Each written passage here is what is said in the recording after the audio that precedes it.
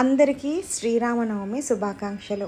రాముడి కోసం ఒక చిన్న పువ్వు, ఒక్క పండు, ఇలా ఏమిచ్చినా ఆయన హ్యాపీగా తీసుకుంటారు. అందులోనూ శ్రీరామనవమి అంటే శ్రీరాముడికి సీతకి కళ్యాణం. ఎంత మంచి రోజు కదా. ఎలా బ్రతకాలి, ఫ్యామిలీతో ఎలా ఉండాలి, వైఫ్తో ఎలా ఉండాలి, పిల్లల్ని ఎలా చూసుకోవాలి, అందరితో ఎలా ఉండాలి, ఎంత ధర్మంగా ఉండాలి, ఎంత ప్రాబ్లమ్స్ వచ్చినా సరే మనం నమ్ముకున్నది సిద్ధాంతం ఎలా ఫాలో అవ్వాలనేది రాముని చూసి నేర్చుకోవాలి.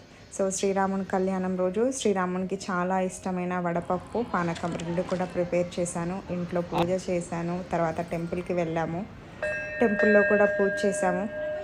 ఈరోజు మేము ఒక కొత్త ప్లేస్కి వెళ్ళాము కళ్యాణం అటెండ్ అవ్వడానికి. నేను మా ఫ్రెండ్ ఇద్దరం కూడా వెళ్ళామన్నమాట. కళ్యాణం చాలా బాగా జరిగింది. ఆల్మోస్ట్ ఒక 2000-3000 మెంబర్స్ వరకు వచ్చారు. చాలా అంటే చాలా బాగా జరిగింది. ఓవరాల్గా కళ్యాణంలో అంటే జీలకర్ర బెల్లం పెట్టడం, తాళి కట్టడం, తర్వాత అందరూ ఎలా ఉంటారు అంటే సీతమ్మ సైడ్ వాళ్ళు కొంతమంది కూర్చుంటారు, రాముడి సైడ్ వాళ్ళు కొంతమంది కూర్చుంటారు. ఇలా ఓవరాల్ అన్నీ కూడా చూసాం. సో వీడియో తీసుకోవడం అస్సలు కుదరలేదు. సో మా ఫ్రెండ్ ప్రిన్సీకి కూడా ఈ పర్టికులర్ శ్రీరాముడి దగ్గర నుంచి చూడడం చాలా కొత్తగా. సో తనకు కూడా నేను ఎక్స్ప్లెయిన్ చేస్తున్నాను. సో వీడియో అయితే చాలా తక్కువ పార్ట్సే తీసుకున్నాను. మేము కూడా చూసారా చేతికి కంకణం కట్టుకున్నాం. తను చాలా హ్యాపీగా ఫీల్ అయింది. ఇవన్నీ మనం కూడా పార్టిసిపేట్ చేస్తున్నామని చెప్పి. ఓవరాల్గా కళ్యాణం మాత్రం చాలా చాలా బాగా జరిగింది. ఈరోజు శ్రీరాముడిని సీతాదేవి కళ్యాణం కాబట్టి ఉపవాసమే ఉన్నాము.